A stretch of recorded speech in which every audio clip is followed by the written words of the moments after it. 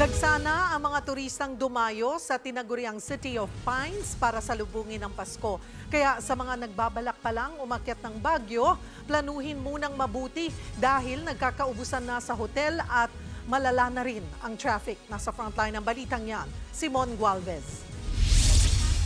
Feel na ang vibe ng Pasko sa Baguio City dahil sa malamig na panahon.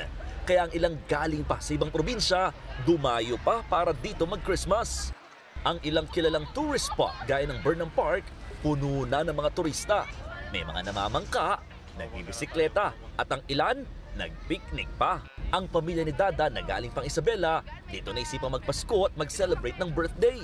We love Baguio City, of course. Marami lang tao ngayon. Ang pamilya naman ni Lucy, napadayo rin sa City of Pines mula Nueva Vizcaya.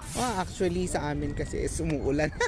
Kaya mas pinili namin dito para ma-feel namin yung essence ng Christmas with the family. Bukod sa Burnham Park, dinarayo rin ng mga turistang The Mansion at Dancing Fountain sa Wright Park.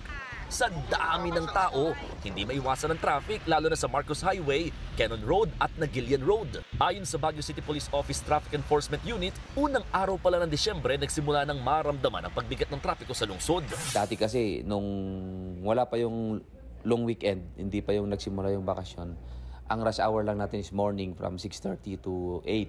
And nagsisimula naman sa alas 3 ng hapon hanggang alas 7 na ng gabi yung rush hour natin sa hapon. Pahirapan din ang parking sa Baguio. Kaya naman bubuksan ng Baguio City Police Office ang higit 500 parking spaces na napagkasunduan ng BCPO at ilang paaralan sa lungsod.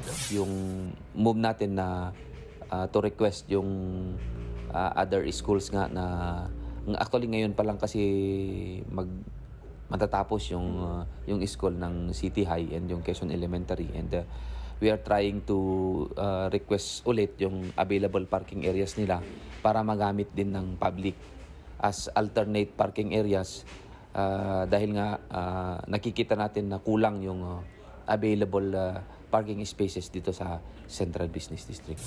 Ayon naman sa ilang terminal masters ng mga bus sa Baguio, Lunes pa lang daw ay nagsimula ng dumagsa mga bakasyonista. Kaya plano nilang i-extend ang kanilang terminal ngayong holiday season. Pahirapan na rin makabook ng hotel.